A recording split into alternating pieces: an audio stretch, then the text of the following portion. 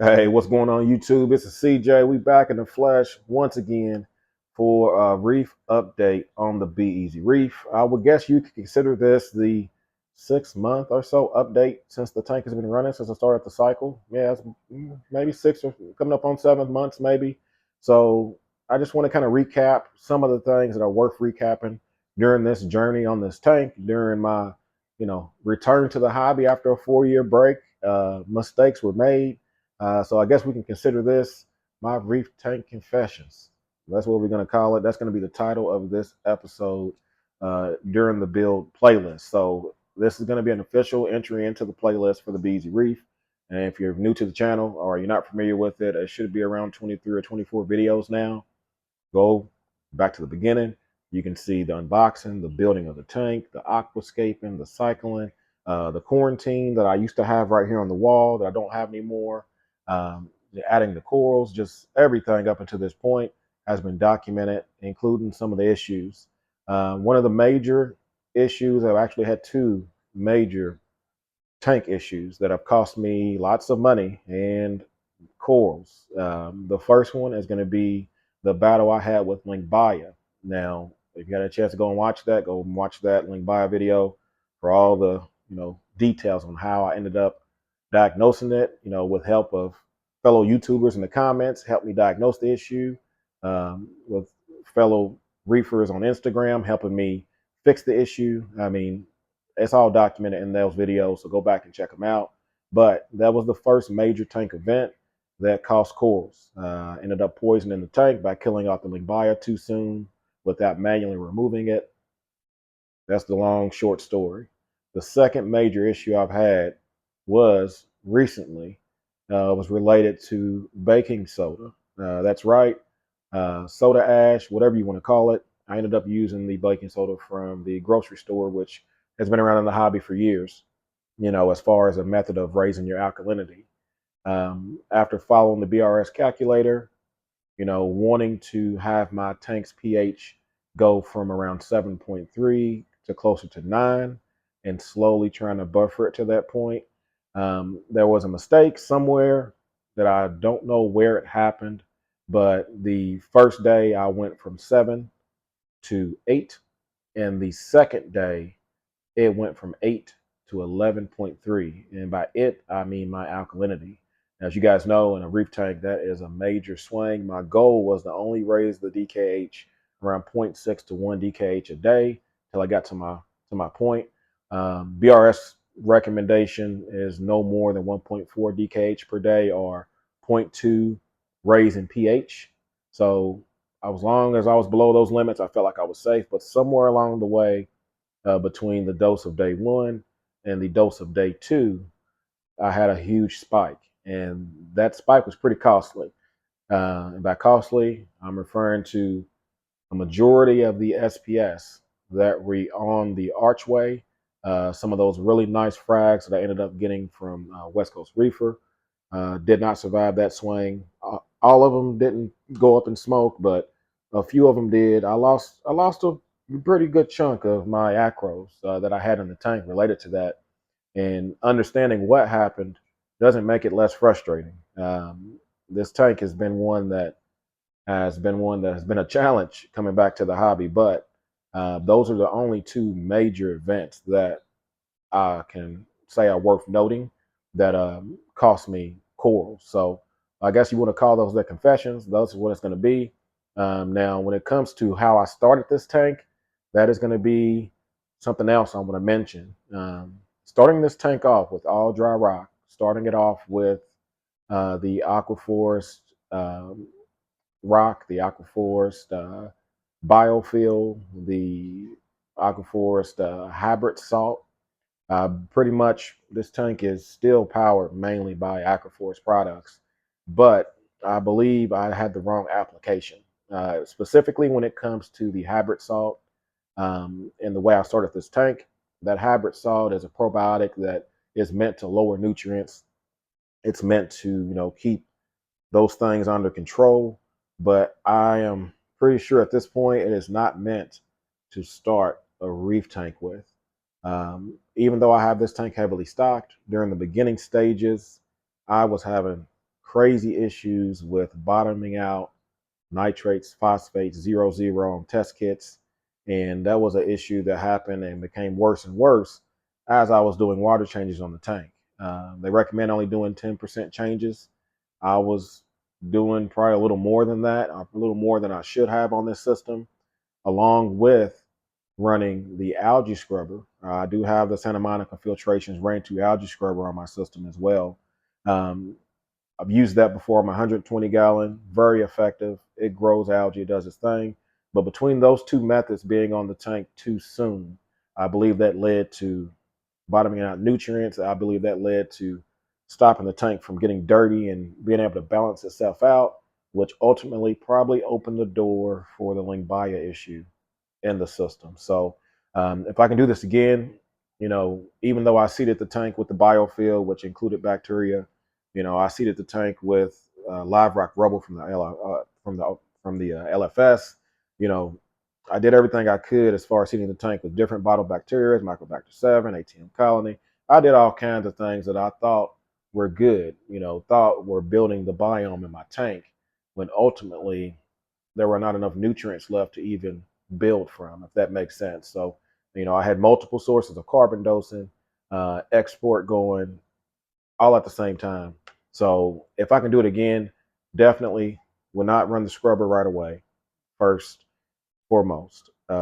Second, I would not have ran the hybrid salt to start this tank. And since the last 3 or 4 months, I have since switched from the Aquaforce hybrid salt to the Aquaforce reef salt, which completely eliminated that problem and eliminated that extra bit of carbon dosing that I was doing to the tank. And that helped my tank get that dirty, that good dirty that, you know, helps your tank mature. So I would say that will be the third thing worth noting. Besides the two coral issues, how I started the tank is going to be the third thing worth noting, that I would say. So, you know, besides those issues, everything else has been pretty good. The one great thing I will say is livestock wise has been fantastic. As you guys know, I did try my first attempt at quarantining in the system. I had my 20-gallon observation tank. I pretty much did that with 80-70% of the fish that's in the tank right now. And once I got my stock list to a point where I thought I was done, like we all think, I ended up rehoming that system to an elementary school so they can have a fish tank, gave it to them. And, only problem was I ended up finding more fish I wanted. So now we're back in the game of, not quarantining fish or getting fish that are quarantined from somewhere else and adding them to the tank. So I did do that with 5 or 6 fish, actually maybe 7 in the system of the total stock list. And I've been able to get away with it. Luckily, maybe just pure luck, I have not had any issues with it, velvet, or any of those things. Uh, and I've been able to completely stock this tank, which I am now done stocking, and it's now holding 26 fish. So that's right. You guys probably going, what? How's that possible? What's going on? Well, I will cover the stock list in detail in a future video, but we have 26 fish in the tank. All those fish were hand selected based off their maximum size, based off their needs as far as habitat, based off, possible aggression. And it has been a forever changing stock list. I have had to go through and kick fish out. I have had to go through and evict fish. I'm still the undefeated fish catching champ. So, but we are finally down to a stock list that is working. It includes 26 fish, multiple inverts, hermit crabs, snails, all kinds of things. So I believe that's going to deserve its own video where I can get better shots of the fish and kind of explain what's going on with them. But so we are fully stocked. That is the one bright note I will say. Have not had any mass casualties. And one thing I will attribute that to, without a doubt, is going to be the observation system I had to start. And most importantly, the UV sterilizer that I'm running on this system. I am running a 25-watt Pentair UV sterilizer on this tank, and it stays on 24/7. I have it tuned to attack a majority of the ick type parasites. It is not set for a flow rate that is meant to really remove bacteria or kind of do that kind of work. So I believe it's done a hell of a job. Done a hell of a job with helping maintain my fish's health and preventing those major outbreaks. Not only that, the amount of um, food I'm feeding, mixtures of dry, flake, frozen, huge variety of food these guys are getting. Also soaked in Cellcon, food enhancing. They're good. Fish are good. So I just want to mention that because I haven't said anything about my livestock in months, and that's because nothing really bad is going on. So they're going to get their due in a future video. So those are some of the topics I wanted to cover as far as what's happened leading up to this point, and maybe a few things I would have changed. But for now, it's all about moving forward. I would say this tank has went through, 2 or 3 different times where I thought I was done, meaning huge coral haul, followed by huge coral loss. One for the Lingbaya, huge coral haul, followed by another coral loss due to the alk swing.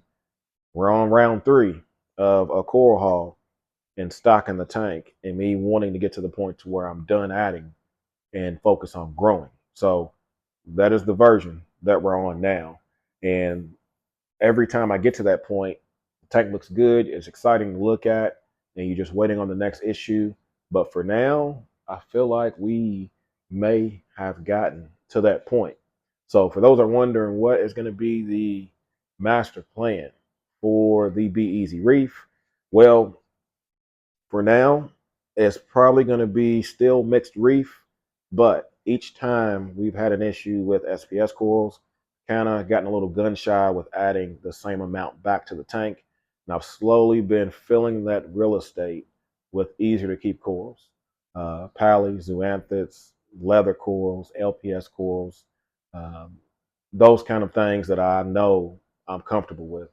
SPS being so unforgiving, we're going to still try it in the tank, but it's going to be a smaller section dedicated on the archway, is what we're going to do on the system. So now when it comes to certain parts of the tank I'm excited about, definitely is going to be the movement that I'm going to be able to have on the left and right side of the system and the peak of the tank, which I wasn't sure if I was going to be able to get away with it, but we now have zoanthids on the peak of the tank. Now, those zoanthids in the system actually came from Lazy's Coral House. And if you remember my JBJ 65, I had an order from him of zoanthids pallies that was just absolutely fire. And I knew there was no other option. If I wanted to fill that top peak with fire, I needed it to come from Lazy. So I did put an order in with him, and we now have 6, 7, 8, maybe, 7 or 8 different variations of pallies and zoanthids on the top peak. They're going to be underneath high light, high flow, and not in a situation that most people would try to keep zoanthids. So I feel like this plan is going to work. The main reason is because the Sunny D's I have on top have been there for months, and they are growing and growing and growing. And a lot of those kind of corals require the similar kind of light to grow. So that gave me the confidence that I feel like I can get away with it. It's going to take time to fill in, but I really feel like that's going to definitely get the job done. So I mean, that's kind of the current state of the Be Easy Reef. Now, I know some people may be wondering, how am I managing the system? This system has, 26 fish in it, probably 70 to 80 different frags of coral, all in a 75-gallon tank. I mean, that's damn near a coral per gallon.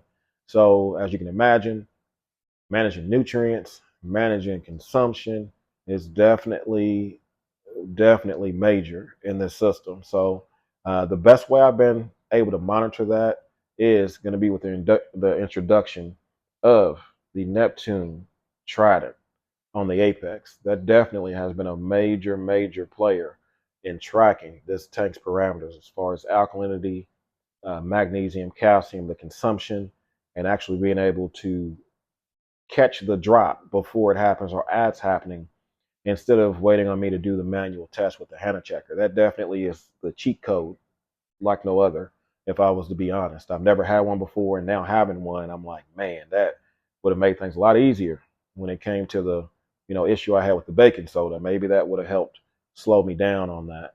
But that's going to be a major player. And then as far as dosing the tank, I am still running the tank purely on kalkwasser, which right now I am up to almost 1,300 milliliters, maybe even 1,500 milliliters a day that is running on the doser from Simply Aquatics. It runs 20 times a day.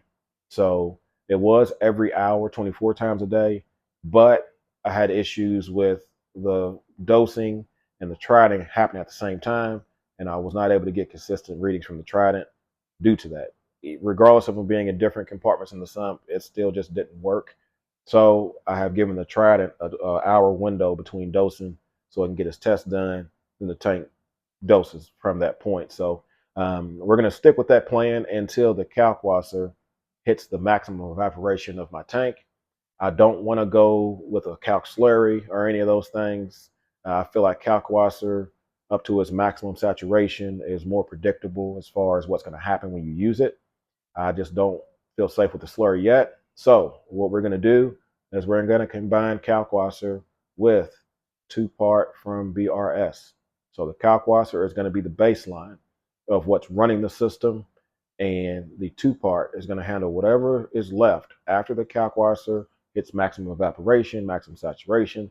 If it still can't keep up with the tank at that point, then whatever's extra kalkwasser will take over. Not kalkwasser, 2-part will take over. So I feel like those two is going to be pretty much all this tank needs. Even though I believe the demands are going to get pretty outrageous in this system, I don't feel like I'm going to have to go as far as a calcium reactor or any of those things. I'm going to avoid those on this build. I really just want to stick with dosing because I've never done it before. Meaning I had kalkwasser on my JBJ 45 back in the day, but it was in the auto top-off reservoir. It's not the way to do it. It's not the way I do it on this tank.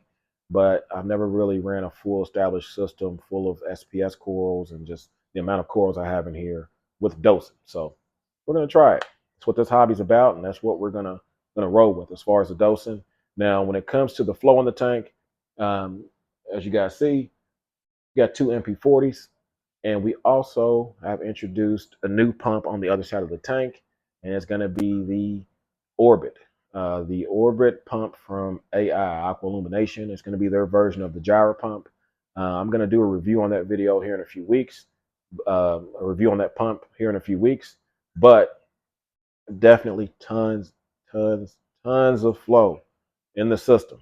So got to tell you guys, having a mixed reef and having the amount of flow I have takes a lot of ingenuity, using the peaks in the tank, using different things to break water from hitting coral certain ways, even using one pump against the other pump to stop water from hitting certain places of the tank too hard, which has allowed me to keep corals that need low flow, like this pearl bubble coral, and also keep acros, and also keep torches and hammers and different corals all over the tank because of flow manipulation. So if you guys want a more in-depth, talk or look at the flow in my tank, I think that may be better for a second video. It's just too much to cover in this one. So this is just kind of a brief overview of the system on how we're running it. And as far as normal maintenance on the tank, weekly water changes. I've been sticking to water changes every week for a while now. I maybe took a month break or so during the Limbaya issue, but we are back consistently 10 to 15 gallon water changes as far as normal maintenance changes, just draining the sump, using the Be Easy water change closet. If you guys haven't seen it, I built a water change closet in my closet, water change station in my closet. So yeah, it's been working fantastic. It's so easy that it almost makes you want to do water changes. So I have to be careful not doing them too big or too often. But that's pretty much what we've been doing. And in doing so, what I discovered was checking the alkalinity of the Aquaforce reef salt as I mixed it. It was mixing lower than what I thought it was going to mix, which was lower than where I wanted to keep the tank. So I've had to buffer the alkalinity up a little bit, a little baking soda to match the tank. The tank is currently running around 9 to 9.1 DKH, which I found has definitely benefited me as far as the pH, benefited me as far as just the way the tank looks. I believe that's my tank's happy number as far as alkalinity. And the salt has been mixing closer to 7.3, sometimes 7.8. Someone once told me a stratification or something like that from salt being in its storage, not mixing it up, sometimes impacts it, or maybe, precipitates out. Whatever the case may be, I know that I need to check the alkalinity of the salt if I want to make sure it's matching the tank during water changes to prevent swings. So that's something worth noting. But when it comes to just maintaining the tank, honestly, it has not been as difficult as all of that may have sounded. It's the Be Easy Reef. It's supposed to be easy. It has a lot of automation with the Apex, has a lot of monitoring, alerting, and all those things to try to make it easier to just keep hands off. Including an auto feeder. That's pretty much it. So, I mean, right now, pretty happy with how it's turning out. I believe that this tank is going to be the best work yet. That's for sure. And we passed the trials and tribulations? Definitely not. It's been a hell of a ride for the last 7 months. That's for sure. So I'm trying to make sure I don't miss any major topics. And I also want to make sure that we expand on other topics in separate videos because they deserve it. So I think this is a pretty good stopping point. If you guys have questions or any comments or anything else related to what we talked about, or anything you want to see update wise on the tank, drop a comment below and I'll try to make a dedicated video to address that concern or to address that question, especially if enough people are interested in it. And I'm going to try to do a little better as far as getting you guys realistic updates on the tank. I know the channel has been featuring a lot of equipment, but honestly, the equipment is important on this tank, so I want to make sure I give it its due. But I also don't want to mix tank updates and equipment at the same time. I feel like you should have the choice to click on something if you want to watch it. You see an equipment title, if you don't want to watch equipment, don't worry about it. If you see a reef update title, boom, click it if that's what you want to watch. So I'm going to try to keep those things separate. And as tank updates come up, we'll do that too. So once again, I think that's it. So hopefully you guys enjoyed this kind of setting with CJ with the Be Easy mug. Still got there. Someone who still got the Be Easy mug. I'm thinking about making Be Easy bourbon glasses. You guys let me know if you're interested in that. But let me get back on track. So this is pretty much it. I just wanted to sit down and talk with you guys and just keep enjoying the read. So hopefully you guys liked it. And as always, you guys can like, comment, subscribe. You guys can keep doing what y'all do. Y'all be easy and happy reefing. Peace.